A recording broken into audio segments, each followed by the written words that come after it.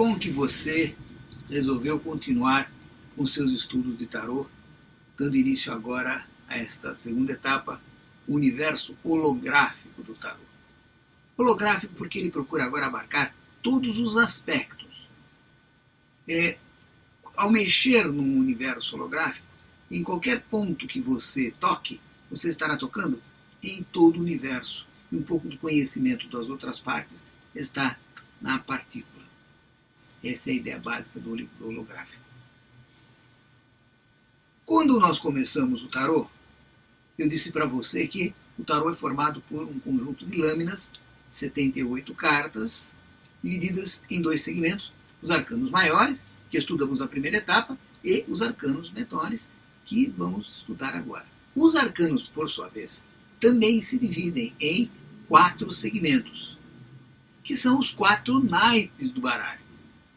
Nós temos espadas, paus, copas e ouros. Ouros. As cartas de ouros representam a matéria. É a terra.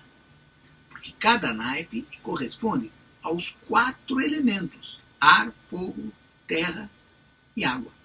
E então temos a correspondência: o ouro com a matéria, com a terra. Temos as espadas, que representa a vontade, a determinação, a ação do homem, e o elemento fogo. Perceba que todo aquele movimento do fogo, de ação, de ir em frente, de queimar, correspondente às espadas, onde colocamos a nossa vontade, a nossa ação. Paus, que representa o elemento ar, que são os pensamentos, o mundo mental, as ideias, a intelectualidade, a espiritualidade. E copas, que representa a água, as emoções, os sentimentos, a profundidade. Os antigos diziam que desses 4 elementos se formaram todas as coisas do universo. Eu posso ter uma pedra, como esta aqui, então ela pode ter mais terra, um pouquinho de fogo, um pouco de água, um pouco de ar, e com isso, por quantidades diferentes, eu tenho a diferença entre esta pedra e esta vela que está aqui na minha mão. Os dois têm os mesmos elementos, formados pelos mesmos elementos, em quantidades diferentes. Isso o tarô nos traz, quando ele nos coloca os 4 elementos, para que nós possamos estudar todas as coisas do universo. A ideia que você está tendo aí agora é formada por uma quantidade de terra, por uma quantidade de ar, por uma quantidade de espada e por uma quantidade de água. O garfo que você comeu o café da manhã hoje, outro tanto. A saudade que a maricota tem o Joãozinho também é formada por esses 4 elementos. E assim o tarô, trazendo esses elementos nas suas cartas, nos fala de todos esses sentimentos, de todas essas nossas coisas possíveis, de tudo aquilo que emanou no universo. Existe uma correspondência entre os 4 elementos e os 4 pontos cardeais.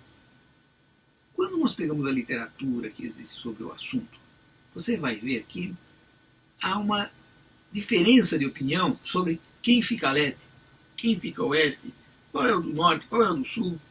O IMED adotou a primeira delas, que é da velha Rosa Cruz, a mais antiga de todas, que dizia o seguinte: leste, de onde vem a luz, o fogo, a claridade. A oeste, onde a luz morre, o oxídere, a água, porque oxidação da água. Ao sul, o ar, por onde entram os espíritos. E ao norte, o negativo, a terra, porque tudo é atraído pela terra. Nós procuramos dar, com esta interpretação, a mais lógica de todas. Porque o planeta Terra, hoje, o magnetismo dele é exatamente assim. O sul é o polo positivo e o norte o polo negativo. O negativo é a Terra, aquele que puxa para dentro de si tudo. é a mais antiga, misticamente falando, e a mais lógica. Portanto, nós adotamos esta disposição dos elementos em todos os níveis de trabalhos do Inanji. As cartas numeradas do tarô, de As a 10, também estão divididas em 4 mundos. O mundo da emanação, o mundo da criação, o mundo da formação e o mundo da produção. De 1, 2 e 3, As, carta número 2, carta número 3, está a emanação. Aí nada existe, apenas aquela energia que é emanada do ser criador para que algo aconteça. Talvez a matéria-prima que esteja sendo colocada no universo para que as coisas venham a acontecer. A carta 4, 5 e 6 é o mundo da criação. Tendo aquele material, então podemos criar isto, aquilo e aquele outro. Ainda também em modelo, com tendências e sem forma. E este é o segundo mundo. Temos o terceiro mundo com 7, 8 e 9, que é o mundo da formação, onde a coisa toma forma no espaço, cria-se um modelo ideal, e é o mundo 3, que é o mundo da formação, para então, no mundo da produção, na terra, na matéria, no 10, a coisa acontecer, se produzir, se realizar. Cada naipe também está preso a um desses princípios. O primeiro mundo, que é o mundo da emanação, está o naipe de paus, pensamentos, ideias. No mundo da criação, que seria o feminino, o mundo feminino, aquele que aceita aquela energia que desce, estaria as copas. Depois, no mundo da formação, que é a energia colocada, a ação colocada para a produção de algo, as espadas. E, finalmente, no mundo da matéria, ouros, aquilo que se plastifica, toma forma, se torna sensório, que eu pego e eu sinto.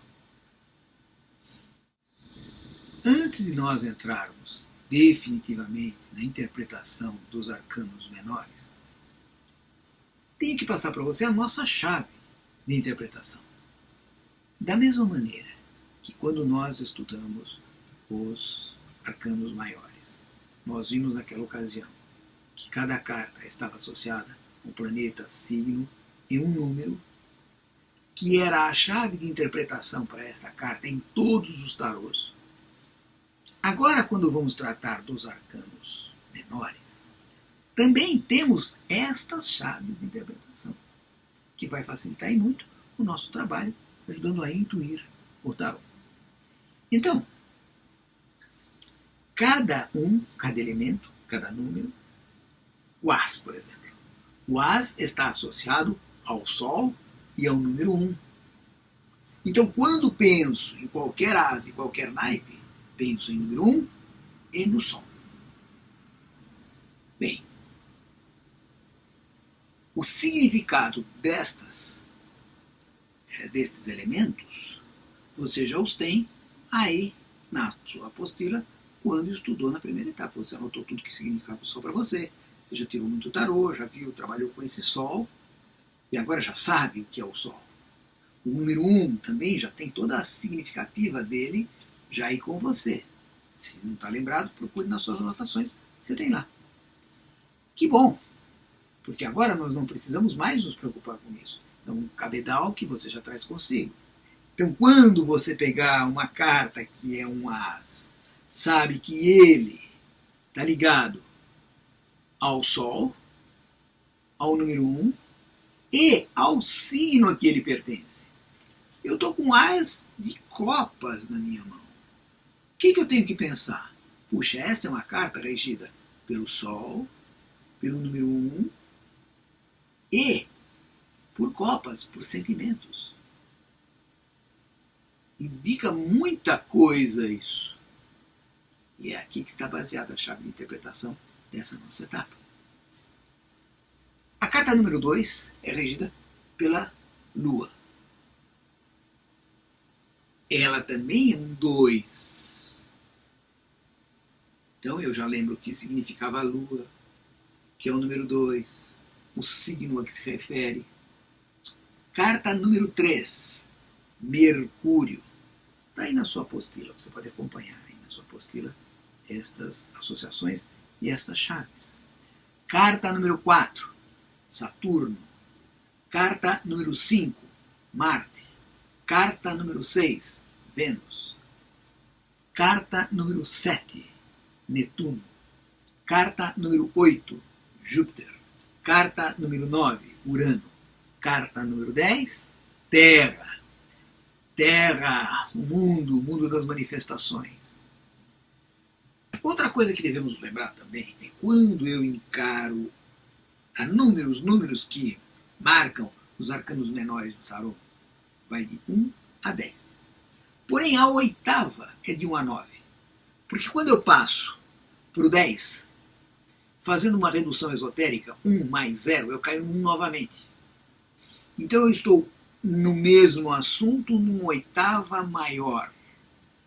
Algo que está mais para frente de tudo que foi visto até o 9. Eu completei um ciclo que vai de 1 a 9, e agora, para eu dar mais um passo, eu preciso mudar de oitava. Preciso estar um nível acima. Então é um novo mundo, uma nova condição de ser, um novo estado. Você lembra que eu falei, quando estávamos começando o curso, que o tarô é o baralho que nós usamos hoje. No baralho que nós usamos hoje para jogar biriba, buraco, rouba-monte, essas coisas, você não encontra as cartas cavaleiro e os arcanos maiores. O único arcano maior que você encontra é o louco. As outras cartas todas foram retiradas. Quando nós vamos pegar as cartas coroadas, que vai do pajem ao rei, não encontramos no nosso baralho o cavaleiro. Porque, como disse naquela ocasião, ele representa a vontade, o aguerrimento dos homens. Então, nós vamos, neste caso, vamos interpretá-lo sempre pensando que é algo que incomoda aos senhores dominantes do planeta. Existe uma regra para facilitar a interpretação dos arcanos coroados, que é uma historinha. Imaginem uma história fantasiosa em que uma princesa foi raptada e presa numa torre guardada por um dragão. E a rainha quer muito sua filha de volta. Então ela convoca cavaleiros para que venham socorrer, salvar a sua princesa. E cada cavaleiro vai se comportar de acordo com o seu signo.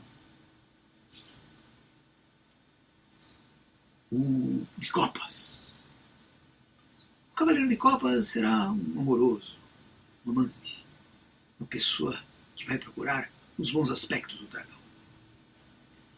Cada rainha vai se comportar da maneira que lhe é respectiva característica do signo que está. O rei e o pajem. O pajem é aquele que dá armas, prepara o cavaleiro para o confronto.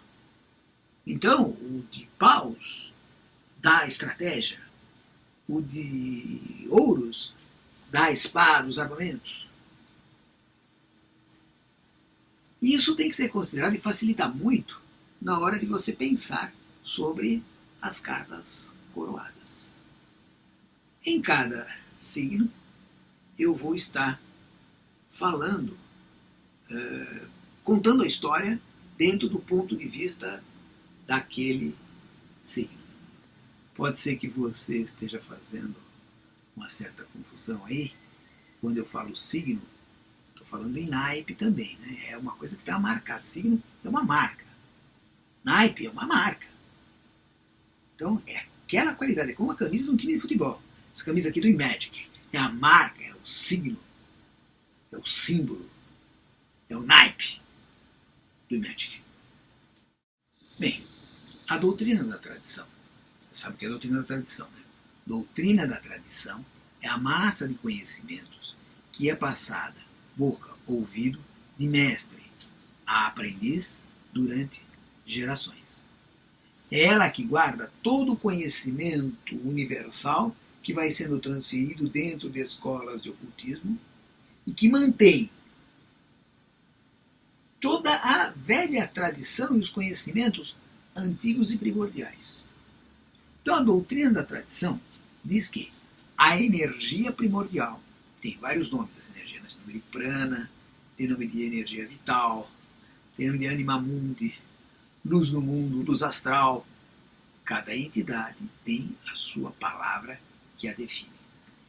E eles dizem que esta energia primordial manifesta-se como 4 correntes de energia. A corrente do ar, a corrente do fogo, a corrente da água e a corrente da terra. O fogo é uma energia irradiante, excitável, entusiástica. E é através da sua luz que se pode perceber as cores do mundo. A água está ligada ao reino das emoções mais profundas. Elas estão também ligadas às reações dos sentimentos. O ar é a energia vital, relacionada à respiração. É o mundo das ideias arquetípicas, aquelas ideias que pertencem ao todo. E a terra representa o mundo da forma, sentidos, a mente racional, aquilo que a maioria das pessoas encaram como a única realidade. Bem, como você sabe, no Magic nós levamos em consideração a carta direta e a carta inversa, de pé e invertida. Sempre considerando a posição da carta o leitor, não o consulente.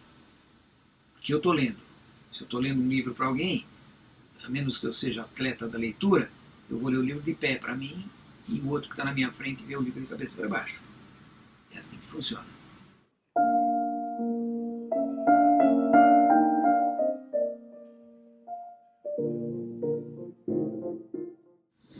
O bom dessa etapa é que nós vamos andar rápido.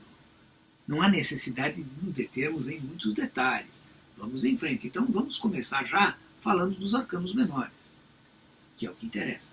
É o que está faltando para você para ficar versado em tarô. Ser um grande tarô. Então vamos comigo. Vamos tirar agora da nossa frente os arcanos maiores, copas, paus, espadas, e vamos ficar apenas com as cartas de ouros. Começamos pelo As de ouros. As. Falamos há pouco. Sol, ouros. Sol, aquele processo de fecundação, de invasão com a energia solar de ouros, que é a matéria. Estamos falando de um princípio gerador material, uma semente, um ovo, um esperma, algo que entra e gera. Está de pé. Então, um as de ouros representa sempre aquele princípio de uma boa semente, uma coisa que vai crescer. Boa semente é sempre. Veja, É preciso... Tem muita gente que tem medo de determinadas cartas. Ah, essa carta é ruim. Ah, essa carta é boa. Essa carta, via de regra, é muito boa quando ela sai. Mas será que ela é sempre uma boa carta? Aí a menininha chega e diz, Arsênio, eu não sei se eu estou grávida. O que você acha? Pum! Dançou, né? Esse instante, a carta está falando, está referindo o quê? É uma boa semente que foi introduzida dentro dela. E a boa semente é nascer um bebê. Quando nos deparamos com essa carta, é muito relativo. Veja, a maioria das mulheres exultaria de felicidade. Oh, legal, um bebê, que bom. Bem, mas se ela tem 14 anos, não tem dinheiro, o cara sumiu, não é um tão legal assim. É um problema que vai ter que ser assumido. Então, essa carta representa uma semente. A semente pode gerar ou não. Ok? Nem sempre uma semente que é jogada à terra brota. Às vezes brota, às vezes não brota. Esta carta não quer dizer que a criança será gerada, nascerá mesmo efetivamente, crescerá, se a árvore dará frutos. Não. Ela diz que a semente é boa e pode gerar. O futuro dela, diria a vovó, a Deus pertence. O que acontecerá depois são outras águas neste rio. Neste momento, a ideia é essa. Invertida. Vamos pensar. Se é uma boa semente de pé, é uma má semente invertida. Ela aí tem o aspecto, o significado contrário, inverso ao original. Então, o que pode ser um bom impulso, que essa carta de pé também pode representar um impulso que eu dou em algo que está parado para iniciar um processo de ação, pode representar um mau impulso, ou um impulso de eu travar o crescimento, ou estragar algo que poderia ser uma boa semente. A semente é boa, mas o solo é ruim. Então, resumindo, o nome da carta é a boa semente, de pé, a má semente, invertida. E representando exatamente isso, uma boa semente e uma má semente. Convém se anotar essas coisas. Outra coisa, vai ter que fazer um caderninho como o da primeira etapa, onde você anota as suas ideias. E não é para ficar, quando der de cara com essa carta, tem que parar e pensar. Chega a tia Conchete e diz assim, estou pensando em fazer um bolo, o que você acha? Tira no tarô. Aí você vai tirar o tarô e sai um as de ouros, de pé. O que você vai responder para ela? Em princípio, é uma boa semente? Sim, vai ser uma boa ideia. Acho que as pessoas vão gostar desse teu bolo aí. Acho que ele vai dar bem certo. A ideia é boa. Porém, você tem que associar em princípio, para trabalhar com a tua intuição, antes de pensar no nome e tal, pensa, pô, é um ás de ouros regido pelo sol. Então, é uma coisa que vai ser muito boa, porque o sol, ele é magnânimo. O sol, ele preenche as coisas. O sol dá vida, dá luz, dá sentido. É alguma coisa que vai penetrar. Então, não, sim. Bom, faço o bolo. Bem, mas é muito importante você pensar sobre, para e pensa. Porque a hora que você está pensando, entra a intuição. Não tenha dúvida. Já deve ter tido experiência já nos arcanos maiores. A intuição entra e fala, e a primeira ideia é a certa. Bom senso nessa hora. Não vai falando qualquer coisa que vem à cabeça. De repente assim, vem essa tua avó vai morrer. Não vai falar isso para a pessoa. Mas vai dar, olha, não vale a pena você visitar a sua avó, vai ver como é que ela está. Uma boa.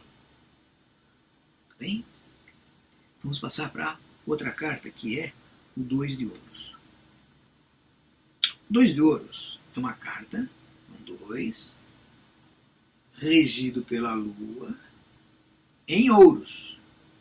Bom, se é ouros, é uma coisa física. Se é um 2, representam duas pessoas. Você deve lembrar da primeira etapa, quando eu disse o 1 automaticamente implica a existência do 2.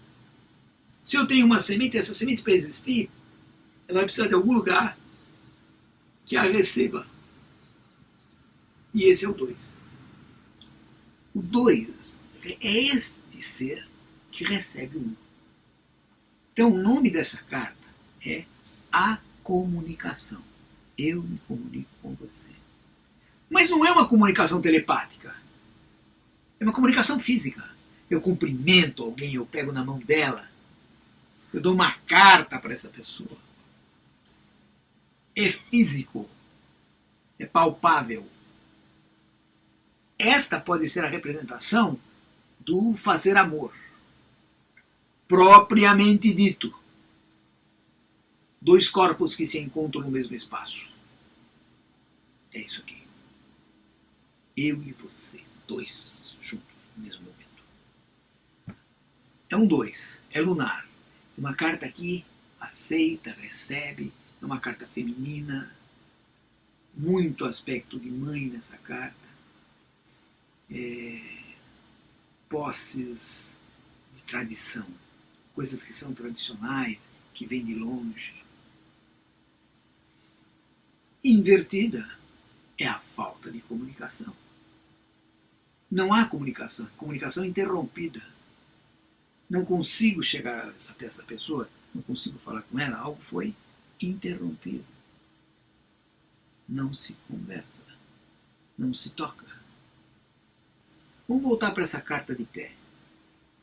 Ele segura um 8, que é o símbolo do infinito, com 2 esferas, e lá embaixo tem os barquinhos, que é o próprio da tentativa de comunicar, e aquilo que está ligado para sempre. São ligações muito fortes neste aspecto.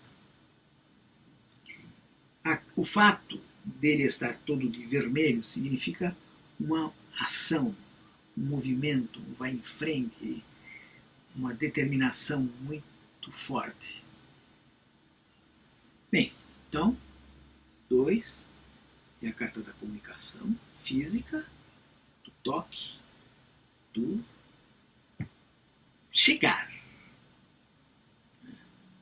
É aquele campo onde a semente vai se manifestar. Então eu coloquei a semente no solo. O as foi colocado no solo.